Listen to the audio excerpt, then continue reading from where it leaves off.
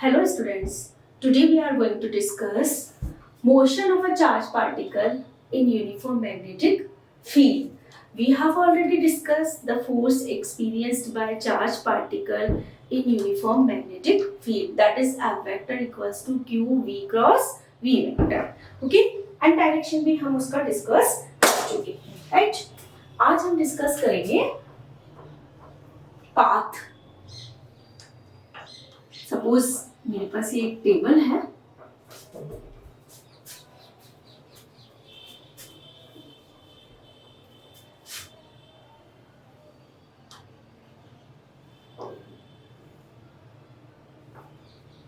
इसे डिवाइड कर लिया हमने।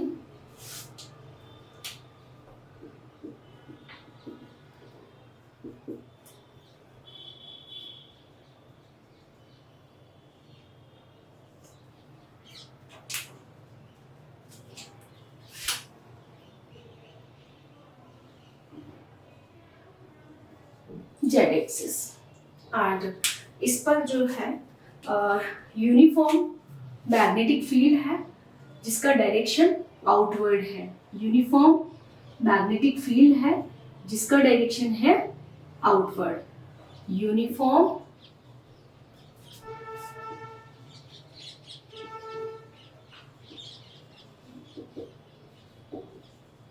फील्ड और डायरेक्शन क्या है? Outward, right. और हमने एक चार्ज थ्रो किया है इसमें विथ इनिशियल वेलोसिटी v से, ठीक है। और किस डायरेक्शन में थ्रो किया हमने? इस वाले डायरेक्शन में थ्रो किया है v वेलोसिटी से, ठीक है। अब देखिए, एक्चुअली में हम जानते हैं कि फोर्स का डायरेक्शन हम किससे देंगे? या तो हम राइट हैंड पॉम रूल से देंगे या फ्लेमिंग्स के लेफ्ट हैंड रूल से देंगे। So according to Fleming's left hand rule, your first finger shows the direction of magnetic field, your middle finger shows the direction of velocity, and your finger shows the direction of force experienced by charged particle, right? तो हम Fleming का और these are mutually perpendicular to each other, यहाँ हम Fleming का left hand rule लगाते हैं, ठीक है। तो हमारा जो मोशन है वो देखिए, ये रहा डायरेक्शन ऑफ वेलोसिटी और this is the direction of आपका क्या है? these are the perpendicular, तो डायरेक्शन आउटवर्ड है। ये किसका डायरेक्शन रिप्रेजेंट करता है? ये डायरेक्शन रिप्रेजेंट करेगा मैग्नेटिक फील्ड का। Middle finger shows the direction of velocity and your thumb shows the direction of force. यानी कि जो वेलोसिटी है, जो आपका मैग्नेटिक फील्ड है, उसका डायरेक्शन किसके अलोंग है? जेड एक्सिस के, और थंब का डायरेक्शन किसके अलोंग आ रहा है? एक्स एक्सिस के। इट मींस जो ऑब्जेक्ट है या सॉरी जो पार्टिकल है वो डाइवर्ट हो जाएगा अपने पाथ से इस डायरेक्शन में, उसको फोर्स फील होगा इस वाले डायरेक्शन में, राइट। अब लेकिन एक्चुअली में फोर्स क्या है? फोर्स जो है वो वेलोसिटी के क्या है? परपेंडिकुलर है। फोर्स वेलोसिटी के क्या लगता है? परपेंडिकुलर। तो जो चार्ज है वो उस डायरेक्शन में ना जाकर ग्रेजुअली जो है वो इस तरह से इनवर्ट डायरेक्शन में फोर्स फील करता है, तो इसलिए उसका पाथ जो है कुछ इस तरह का होता है, सर्कुलर पाथ हो जाता है। ग्रेजुअली थोड़ा शिफ्ट होगा, फिर वेलोसिटी का डायरेक्शन उसके परपेंडिकुलर होगा, फिर वो शिफ्ट होगा, फोर्स अंदर लगेगा, फिर वो थोड़ा शिफ्ट होगा, फोर्स का डायरेक्शन इन्वर्ट होगा, फिर वो अपने पाथ से थोड़ा शिफ्ट होगा और फोर्स का डायरेक्शन इन्वर्ट होगा। यानी कि वो जहां से चलता है वहीं पर after a certain time interval वो वहां पर पहुंच जाता है।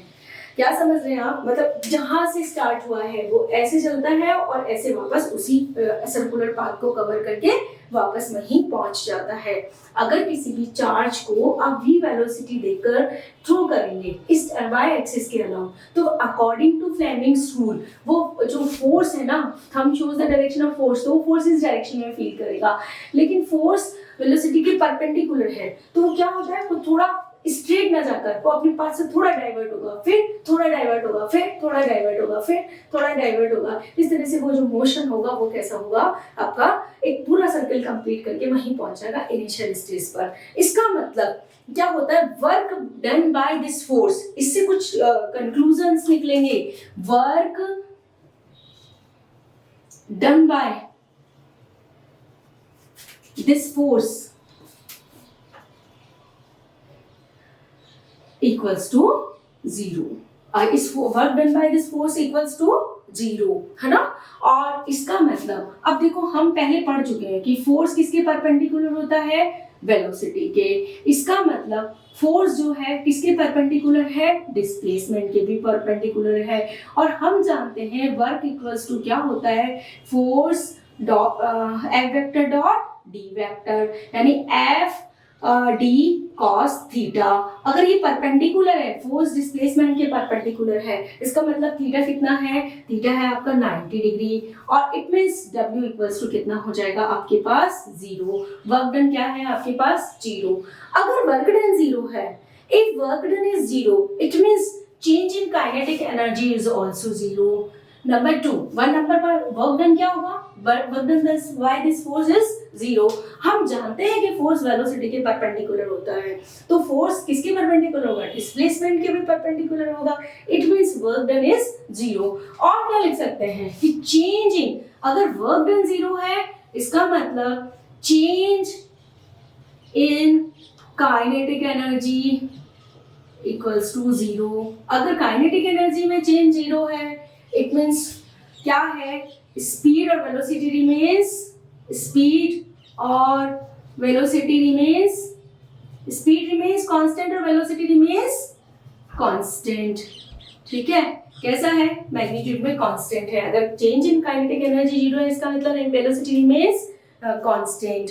और velocity remains constant and force perpendicular to the velocity. कुछ याद कीजिए आप, पिछला क्लास हम 11th में पढ़कर आए हैं।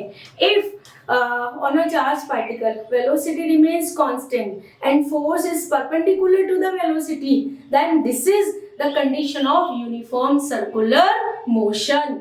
UCM की कंडीशन है ये।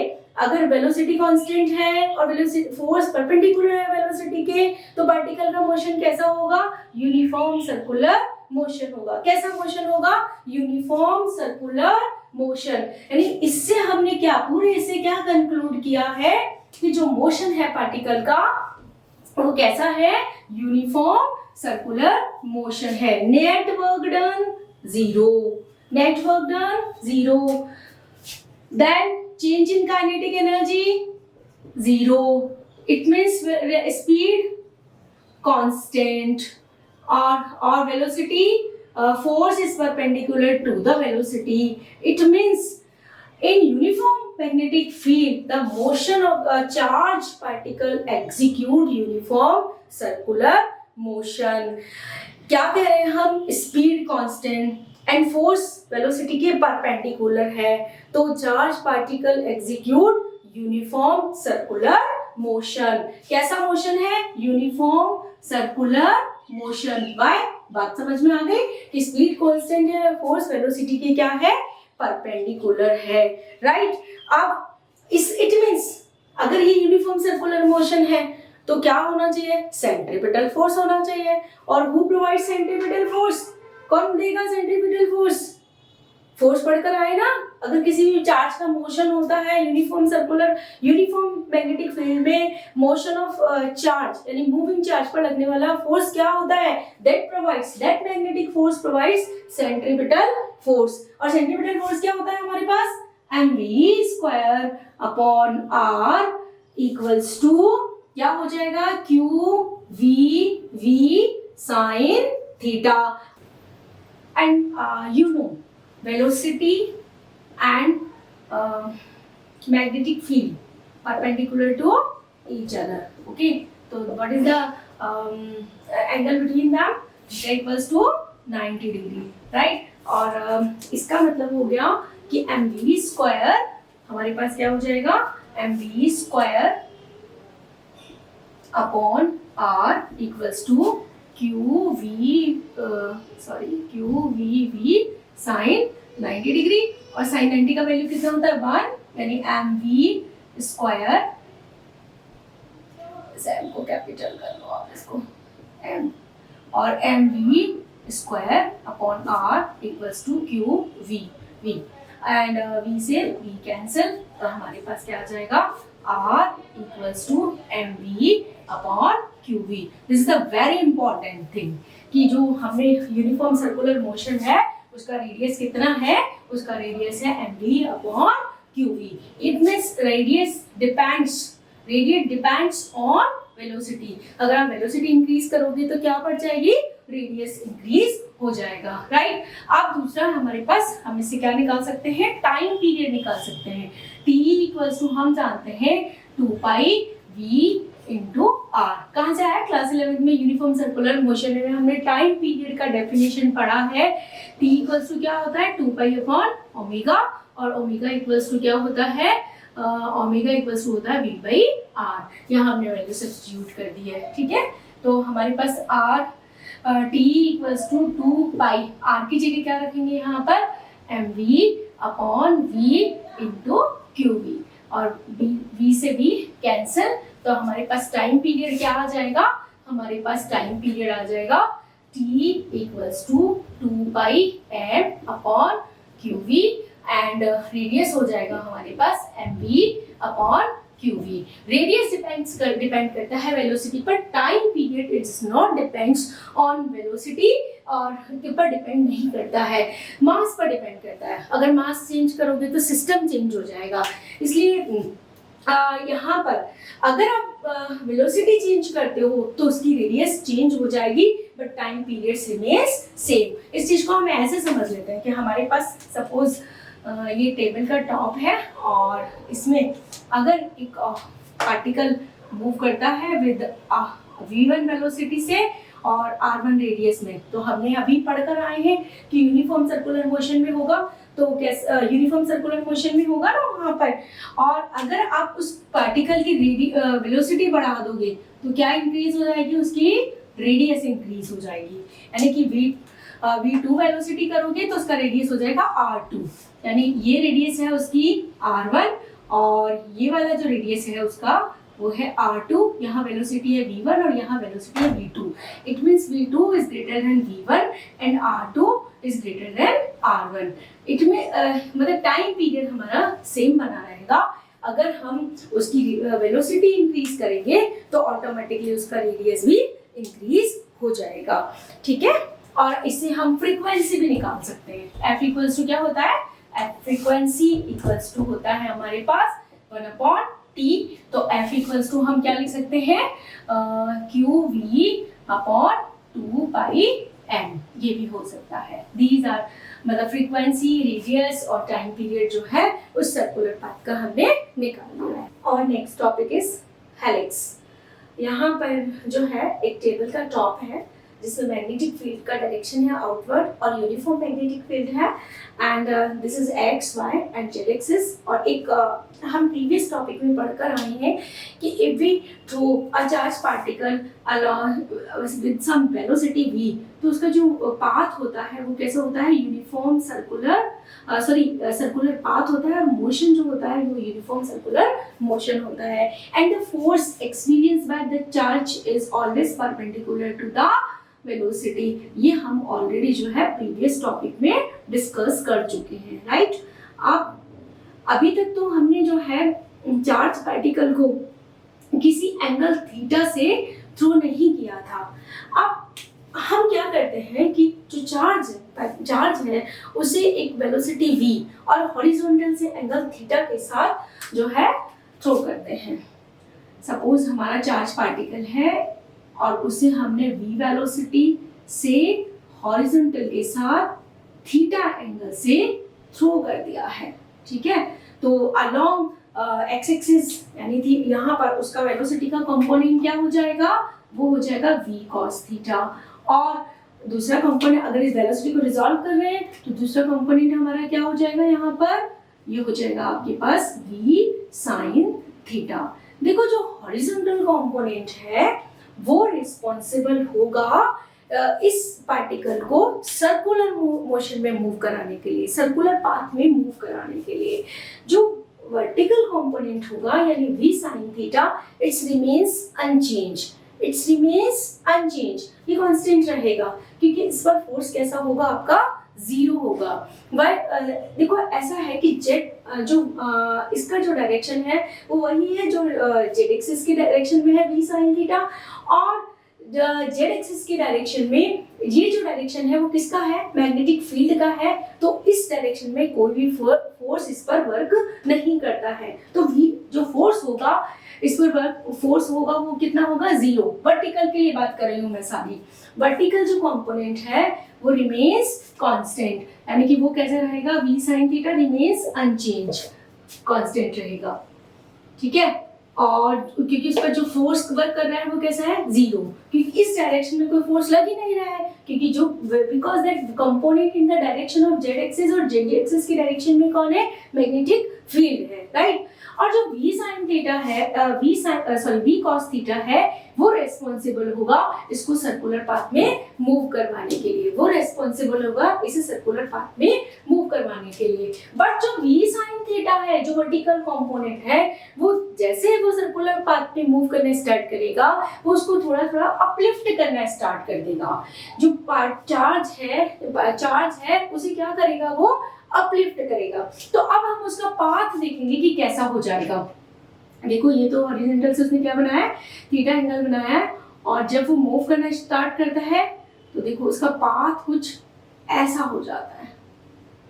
ठीक है, ये पाथ क्यों हो गया, क्योंकि v sin थीटा उसे अपलिफ्ट कर रहा है, और जो v cos थीटा है वो उसे सर्कुलर पाथ में मूव करवा रहा है। तो उसका एग्जैक्टली पाथ बिल्कुल ये वाला ना होकर अब पाथ चेंज हो गया है।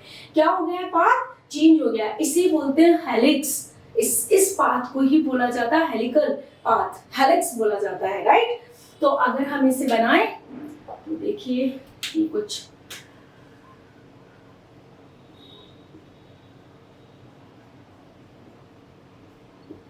ये जो है उसका पाथ जो है वो ऐसा हो गया है। एक्चुअल पाथ ये होना चाहिए था जो ब्लैक लाइन से हमें दिख रहा है सर्कुलर मोशन में, बट ऐसा नहीं है, क्योंकि वेलोसिटी का जो हॉरिजॉन्टल कंपोनेंट है वो रिस्पॉन्सिबल है सर्कुलर मोशन के लिए, बट जो वेलोसिटी का वर्टिकल कंपोनेंट है वो उसे थोड़ा थोड़ा क्या कर रहा है, अपलिफ्ट कर रहा है। ड्यू टू दिस जो उसका पाथ होगा वो कुछ इस तरह का होगा, और इसे बोला जाता है हेलिक्स। और इस पाथ को ये हो जाएगा आपका इस तरह से,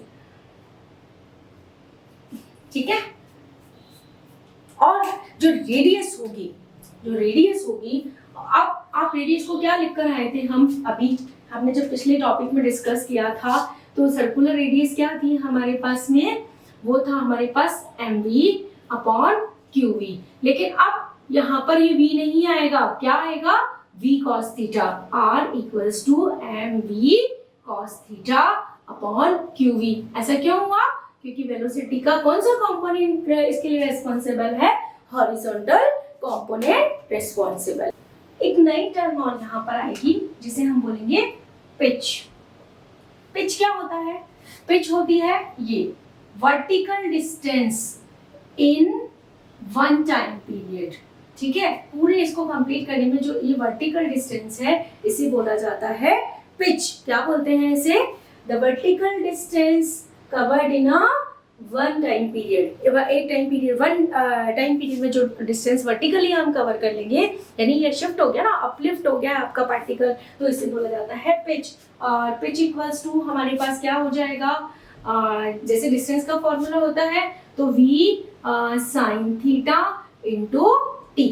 यस, तो कौन सा वेलोसिटी का कौन सा कंपोनेंट आएगा यहाँ पर, v sin थीटा, और t की वैल्यू क्या होती है 2 पाई m अपॉन, देखो पिच क्या हो जाएगा हमारे पास, पिच हो जाएगी v sin theta, time period का फॉर्मूला क्या था 2 pi m upon qv, right. ये हमारे पास हो जाएगा पिच का फॉर्मूला, ठीक है। और रेडियस हो जाएगी हमारे पास ये। Okay, so thank you class.